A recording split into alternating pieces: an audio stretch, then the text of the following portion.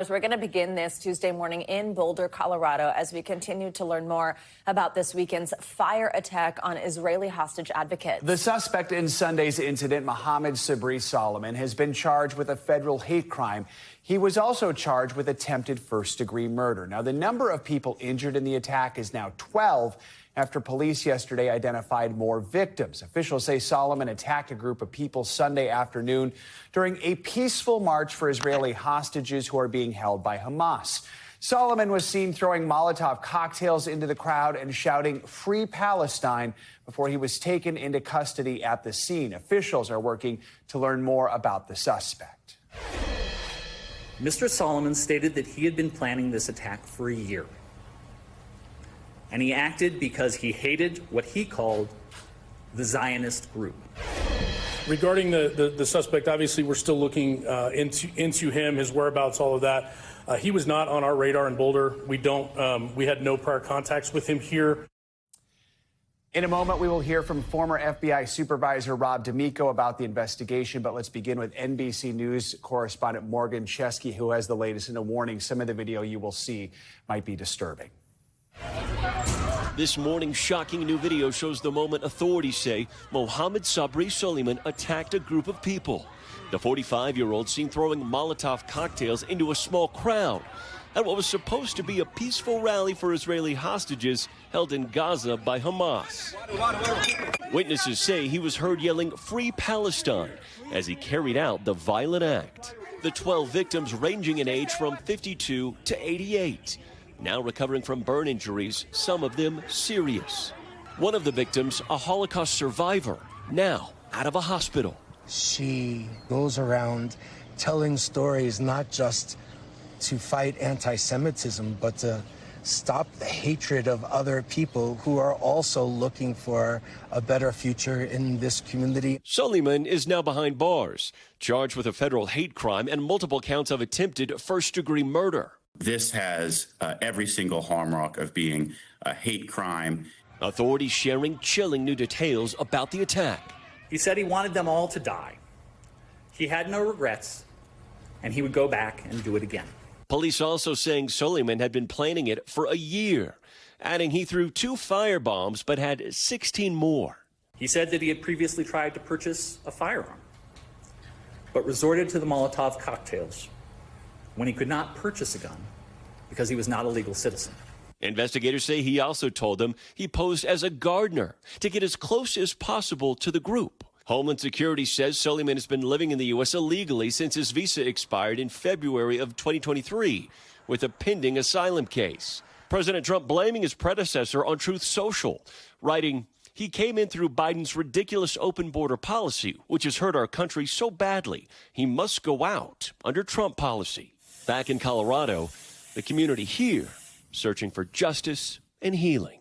How do we take care of a Jewish community that is reeling from being wounded?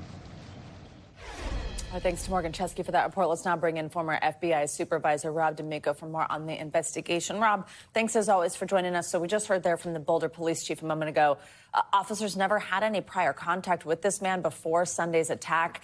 I want to play a little bit from the FBI Special Agent in charge about the investigation. We'll talk after that. The FBI has conducted 44 witness interviews. We've executed search warrants on vehicles, property, and digital devices. We've deployed our full evidence response team both to Boulder at the main crime scene and the execution of a search warrant at a residence tied to the subject in Colorado Springs. Rob, walk us through some of this. Witness interviews, search warrants, evidence response team. In this 24 to 48 hours, what exactly are they looking for? How critical is this window? Well, the key with the witnesses is you want to get what they saw as soon as you can talk to them. As soon as they're able to, they're going to recall the most. They may recall some later, but you're going to establish a bond with the victims and the witnesses so that they can feel free to talk to you later on when they remember other things. Because there's a whole series of how you remember traumatic events like this. You'll remember something in the beginning, and then even a couple months later, even later, you may remember other things, and you're going to go to the FBI agents that talk to you. So the witnesses' statements are important to start right away. All the other ones are going to be looking at the timeline of what he did to lead up there. he's admitted that he planned this for a year. So they have that coming from him. He now has a lawyer, so he may not talk to the police anymore. But those statements give the FBI kind of a starting point of where to start looking. The search warrants that are coming out, you're going to be looking for electronic devices. And as you said, though, he wasn't on the radar. He was planning this in his head for over a year or about a year, and he probably wasn't talking to anyone about his intentions. He may have been getting more material off the internet, and his Google searches and all his search history on his phone and his laptop, if he has one, are going to be important to understand what he was looking at up until that time. They will be looking to see if he did communicate with anyone, even maybe someone back in Egypt or something like that. Did anyone provide any assistance? You may talk and see yellow flags, but probably no red flags coming up of his intent. Rob, it's interesting. The federal complaint points out that Solomon told investigators he had planned the attack for a year, that he looked up videos on how to make Molotov cocktails on YouTube. The fact that he's being so forthcoming with investigators, obviously this makes a huge difference in the investigation. Is this surprising to you at all? A little bit, but I think it goes with his intent that he would do it again, and he wanted them all to die. He has no remorse at all. He wants to do this again. And I think I've seen hatred like this over in the Middle East when I was in Iraq and Afghanistan, and that was between Sunnis and Shias. It was, the same religious of different sects. So when you get to this point that they still want to do it, even after they saw the horrible things that happened, and he's just sad that he didn't kill more, is really kind of intent. Like, he didn't care who he told of his plans to do this. So it's something the U.S. hasn't been as familiar with. Like I said, I've seen it overseas, but we're now starting to see it, obviously, since October 7th. And it's a second attack where someone's had a year to plan for, because the one in D.C. said the same thing. Rob D'Amico, we always appreciate your expertise. Thanks for being with us this morning. A community's response to the Trump administration's crackdown on immigration is going viral. A crowd of protesters confronted ICE agents head-on during a raid. Comes as NBC News learns a top Trump aide is demanding that agents increase the number of daily migrant arrests. NBC News correspondent Liz Kreutz reports. Shame! Shame! Shame! Shame! Viral video showing the chaos. You guys need to stand back. Protesters confronting ICE agents after a surprise raid on a popular Italian restaurant in San Diego. Agents setting off what appeared to be flashbang grenades to disperse crowds around their vehicle. This witness asked not to be identified, fearing retribution. This isn't freedom. This is fascism. DHS saying the devices allowed agents to leave as safely as possible and that officers were executing search warrants for violations of hiring and harboring illegal aliens, arresting 4 subjects illegally in the U.S. It comes as NBC News has learned top Trump aide Stephen Miller held a meeting screaming at ICE officials to arrest more undocumented immigrants, according to 2 sources who spoke with attendees. Miller setting a new quota of 3,000 arrests per day to include more than just migrants with criminal records. President Trump says he's keeping his campaign pledge to reverse Biden's border policies. They were pouring into our country by the millions, but we're moving them out. In Massachusetts, ICE officials announcing the arrest of nearly 1,500 undocumented immigrants last month, including some convicted of murder and child rape. These are not immigrants. They are criminals. But there were protests after an 18-year-old high school junior was arrested on his way to volleyball practice. DHS says they never intended to apprehend him, but discovered he was in the U.S. illegally while looking for his father. Liz Kreutz, NBC News. Well, in Istanbul, it's back to the drawing board after a second round of peace talks between Ukraine and Russia ended yesterday with few results. Both countries said they agreed to release more prisoners of war and return the bodies of more than 12,000 fallen soldiers. But a wider ceasefire deal to bring an end to the years-long war was not reached. And as peace talks stall, attacks from both countries, they're only intensifying. Russia bombarded Ukraine with nearly 500 drones on Sunday in one of the biggest drone and missile attacks of the war. And that same day, Ukraine executed an extraordinary attack on a Russian airbase. Ukrainian officials say that attack, it was called Spiderweb, took more than a year to coordinate and used drones that were hidden in transport containers to destroy Russian air bombers. NBC's Ellison Barber has more on how drones like the ones used in this attack are redefining the Ukraine war. This is the POV of a Ukrainian drone closing in on Russian military aircrafts and torching them. In Ukraine's most daring attack yet of the war, some 117 drones destroyed 41 warplanes worth billions of dollars. It's the latest in what has become a brutal war from above, each side launching drones at the other. This past weekend, Russia sent nearly 500 drones into Ukraine in one of its largest aerial attacks of the war. But those large-scale assaults from Russia are sometimes followed by other, more small-scale attacks that allegedly target civilians. Do you believe the Russian soldiers operating that drone knew you were a civilian when they targeted you? Yes, they knew I was a civilian. 23-year-old Anastasia told us. This is her on the streets of Kherson in Ukraine as a drone moves in. The footage posted by a Russian military blogger and verified by NBC News. Anastasia says she felt something bounce off her thigh and then the explosion on the asphalt.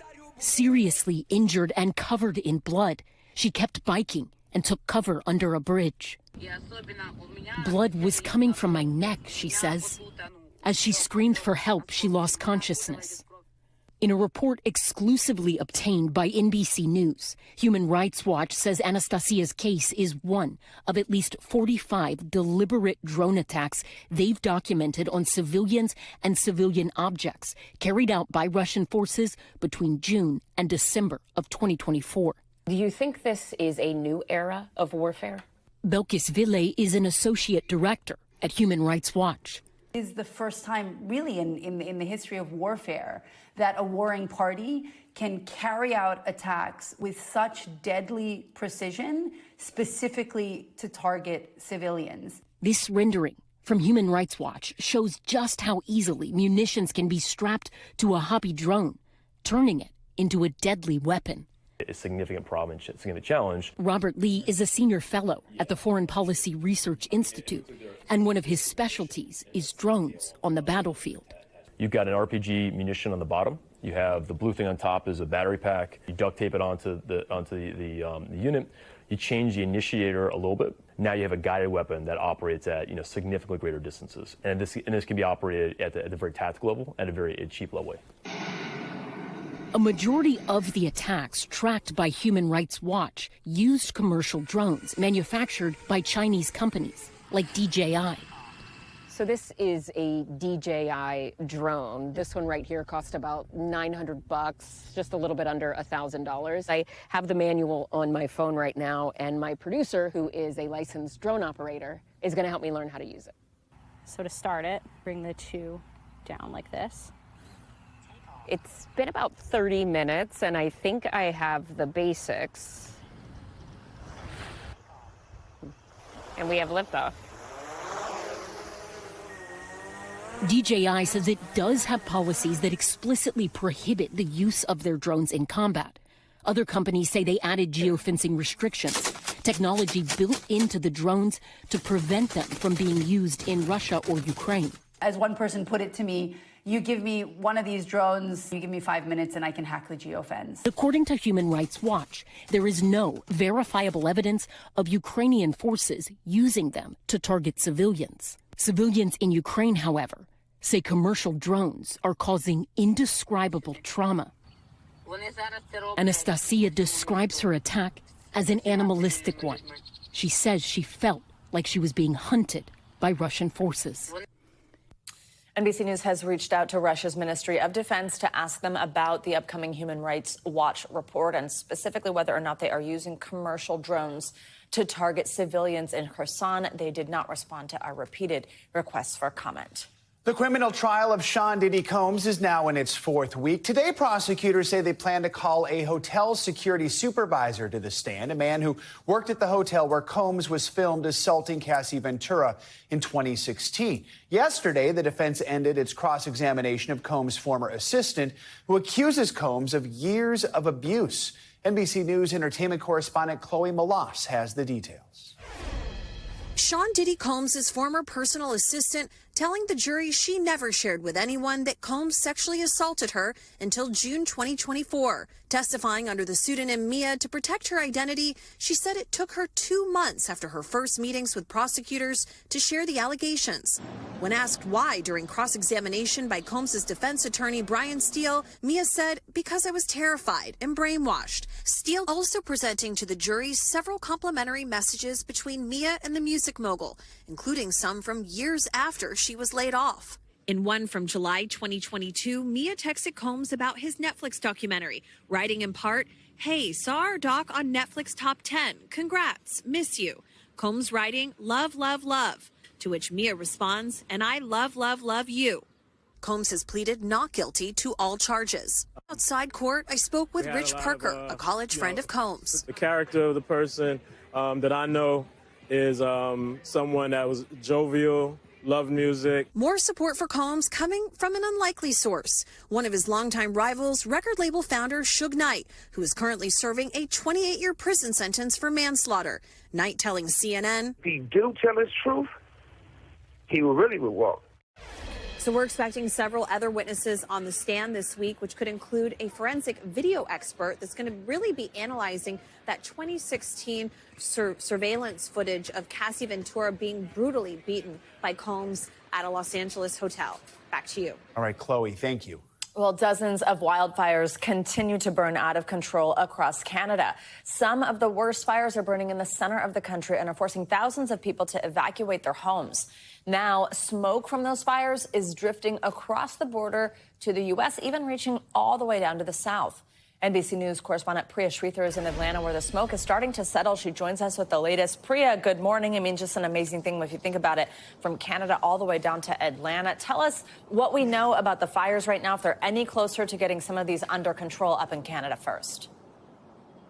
Hey, Savannah. Yeah, this situation has just been unrelenting. We've been hearing about these fires for days now. At one point, there were 106 wildfires burning simultaneously across central Canada, mainly in Manitoba and Saskatchewan, that resulted in 17,000 people being evacuated. Many parts of this country, extremely rural areas, Indigenous folks that are living in many of the places where these wildfires are burning, which even prompted the Canadian Armed Forces to assist with some of those evacuations. And now, tragically, we've learned that 2 people in Canada, in Manitoba specifically, have died as a result of this fire. And unfortunately, it seems as though the weather conditions are actually creating a situation where it's not really giving the firefighters who are battling this from both the ground and the air much of a reprieve. It's been extremely dry. They are getting a little bit of help overnight when the temperatures have been dipping, but it's really been an all-hands-on-deck situation. They've asked for assistance from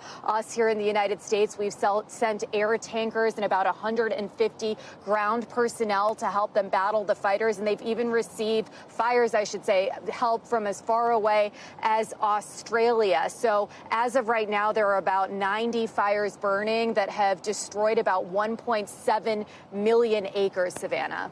And Priya, now tell us about the smoke situation in Atlanta. How bad is it? Should people be concerned? What's it smell and feel like this morning? Yeah, Savannah, well, the sun is obviously just starting to rise here in Atlanta, so we'll probably have a better idea of how hazy the conditions down here could be in a little while. But as you mentioned, we're nowhere near the Canadian border, so the fact that these wildfires are so powerful that the smoke from those wildfires are billowing thousands of miles away is really quite astonishing. And as you know, this has triggered air quality alerts from the Environmental Protection Agency in many of our northern states like North Dakota, Minnesota, and Wisconsin. They have issued unhealthy air advisories. So people who are particularly vulnerable, like pregnant women, newborns, and elderly people, they're advising should stay indoors with their windows shut, keep the air conditioning on if you have some, to keep that air circulating, because they're saying that even regular people who don't have necessarily respiratory issues could be feeling symptoms from this smoke, like runny nose and watery eyes. Priya, quickly, also before I let you go, because this is also an astonishing one, and talk about thousands of miles away. Dust from the Sahara drifting across the Atlantic Ocean, expected to blow through the southern part of the U.S. later this week. Tell us what's happening here. Yeah, that's right, Savannah. Well, this is a phenomenon that actually happens around twice a year every year, and it particularly happens usually at the beginning of the hurricane season. So we're expecting that we're going to see some of that Saharan dust particles here in Georgia and Florida later this week. The skies are going to look hazy, very similar to the conditions that people are experiencing from those fires. So experts are saying to just look at those air quality indexes to make sure that there aren't any advisories where you are if you are noticing a particular haze due to the dust, Savannah. All right, Priya, thank you very much, and stay safe down there today. Here in the States, beyond the smoke, some parts of the country are bracing for severe weather. We have Angie Lastman in studio with us with the latest. Hi, Angie. Good morning. Hi, guys. Good morning. Let's start with that smoke. We'll kind of give you the lay of the land weather-wise of exactly what you can expect. You heard Priya just talking about how far south this is working, and you can notice we've got this high pressure kind of swirling just off parts of the Carolina coast, sitting right there near the coastline. We're going to continue to see all of this across much of this region, specifically even as you look out across parts of the Northeast. You'll notice some of that. Now, the good news is most of this is going to be above ground, so you're not going to notice a whole lot of haziness closer to the ground, but when you look up, you might notice some of that. It is impacting still the air quality in moderate ways across much of the East. You can see we've improved in some spots. We're talking unhealthy across parts of the Midwest, specifically Minneapolis, places like Marquette, unhealthy for sensitive groups. The rest of the East, and specifically the farther south you go, moderate air quality. Not a whole lot different from what we normally deal with, but still, again, you'll be able to notice the haze in the air. When we specifically look at these air quality numbers in the index values right now, you can see Duluth and Minneapolis. Those are just a couple of spots that are coming in at that very unhealthy range. So again, all those tips that Priya just gave you, those are specifically some spots that you're really going to want to take that into consideration. Now, looking at the big picture of your temperature forecast, boy, what a difference it makes for your location today. We've got upper 80s in Chicago. We're running way above normal in Columbus, as well as Syracuse. We hit the 90s today in Memphis. And just back to the west, where we've got this front, it's going to leave us with some colder conditions. So we've got 70s in Wichita, Rapid City, ending up just into the 60s. And that front is also sparking up some of these thunderstorms. Those are mainly focused across parts of the middle of the country today.